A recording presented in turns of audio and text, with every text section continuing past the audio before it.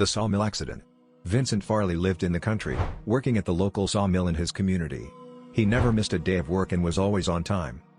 Unfortunately, one night, he stayed up late drinking with some friends and went to work with a hangover and still felt the effects of the alcohol since he had never been drinking before.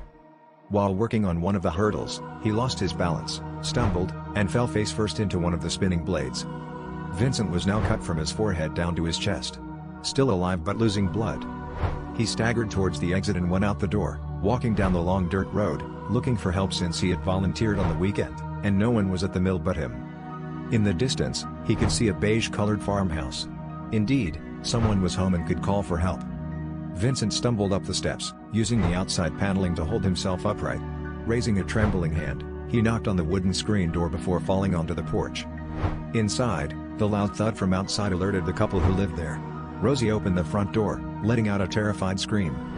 Before she was the injured and bleeding Vincent, looking over her shoulder to her husband, her voice quivering, she yelled, "Call the doctor." By the time the doctor arrived, it was too late. Vincent had already passed. What surprised the doctor the most was that a man with that injury should not have made it as far as Vincent did. Too bad he had lost too much blood.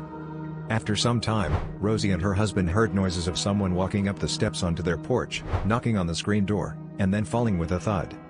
Flicking on the porch light, she peeked out the window to see nothing. "It must be Vincent," Guard mumbled as he looked at Rosie from above his newspaper. She paled at the thought of her home becoming haunted but knew her husband was right. After all, this was the last place Vincent had been before he passed away, and he was only looking for help.